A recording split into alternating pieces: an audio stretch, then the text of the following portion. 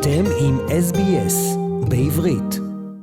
My guest today is Ron Gerstenfeld, Chargé d'Affaires of the Israeli Embassy in Australia, in Canberra, Australia.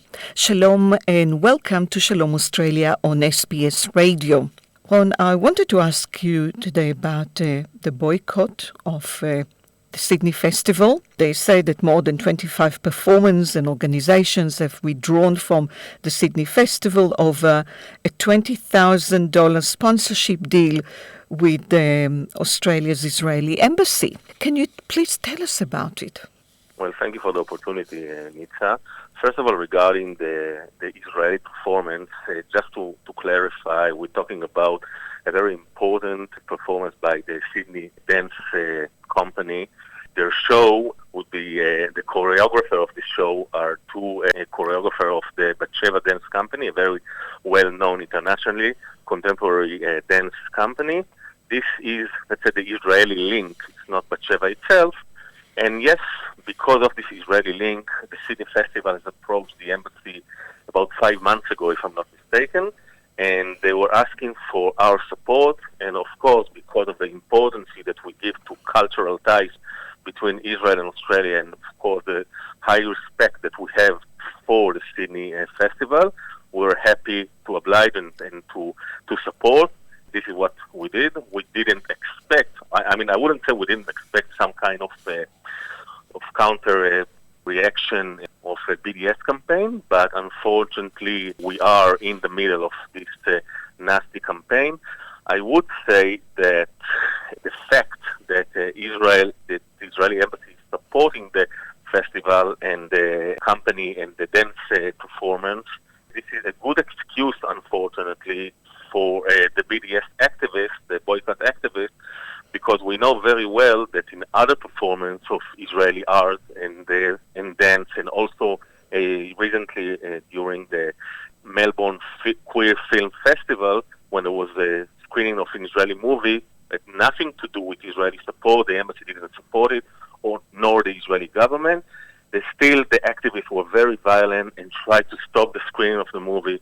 So they're giving a good excuse. It's like the support of the Israeli government, but mainly everything that relates to Israeli art is boycotted by these activists that unfortunately doing it in sometimes a very violent way. We're talking to Ron Gerstenfeld, Chargé d'Affaires of the Israeli Embassy in Canberra, and you're listening to SBS Shalom Australia with Nitsa Lowenstein. Ron, I'd like to stress and repeat to our listeners that we are talking about the Sydney Dance Company production, and it's a production of Decadence that was created by the Israeli choreographer Ohad Naharin from Batsheva. And what is interesting, the Batsheva company opened the Sydney Festival in 2007. They had unbelievable performance here.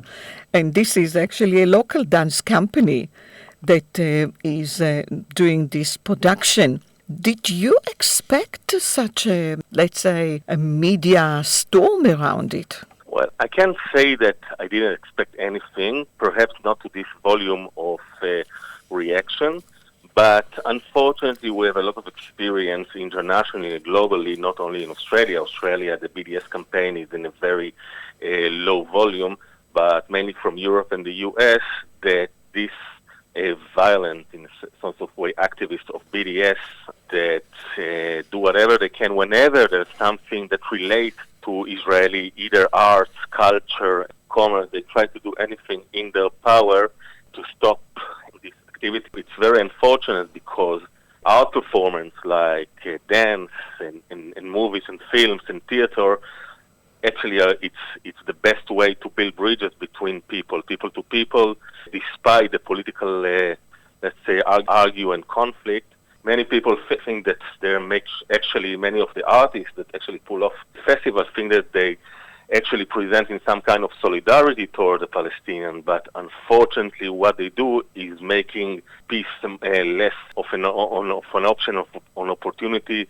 They making people-to-people connection and relation very difficult to exist because they're acting in a very violent way. I would like to express that we do believe, of course, in the freedom of speech, but as long as it's in the boundary of the law. And I do think that many of these artists that pulled off are either very naive or being threatened by some of the activists.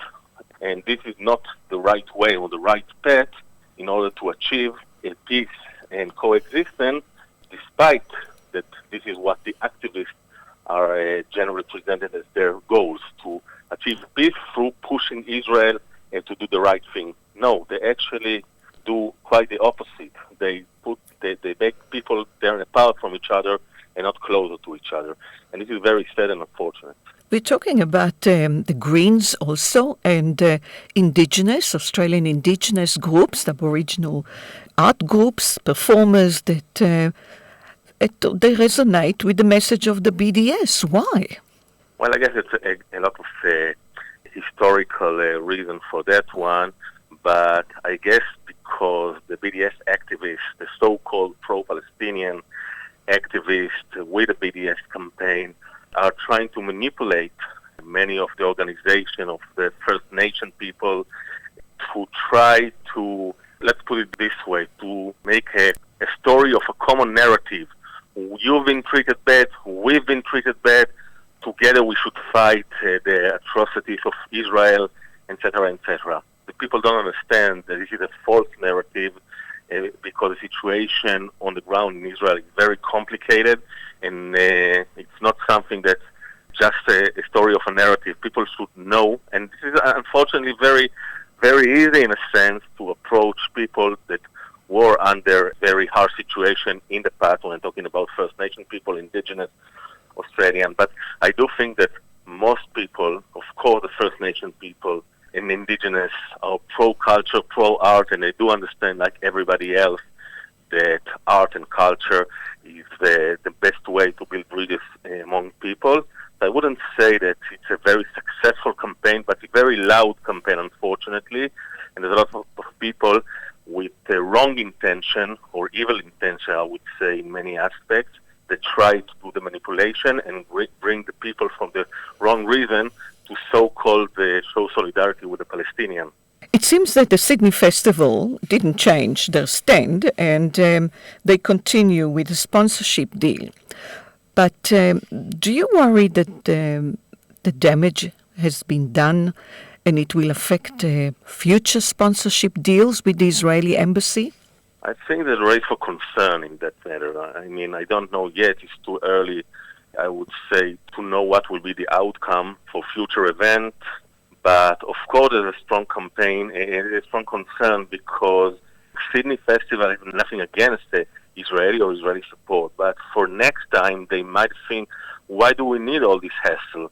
Why do we need to be threatened, intimidated, people will pull off, etc., etc., and other organizations can see the same. And I think this is actually the goal of this campaign. I don't think that anybody thought that either the embassy will step down or the Sydney Festival will step down in this occasion, but they do think about for the future outcome could be this concern, and we have a lot of work of, explaining to people and talking to people to explain what is the origin of this evil campaign of BDS, that this evil campaign actually, despite what they're trying to present, like solidarity with the Palestinian, we know very well from the history that actually the people who got hurt most of this campaign, many in the commercial field, were the Palestinian, when unfortunately sometimes there was company that had to pull out of Israel, places that had employed a lot of Palestinian people, but BDS activists don't think about it, they don't care about it. They only care about doing their damage. This is for them, the damage for the future is a great achievement. Ron Gerstenfeld, Chargé d'Affaires of the Israeli Embassy in Canberra. Thank you so much. עקבו אחרינו והפיצו אותנו דרך דף הפייסבוק שלנו.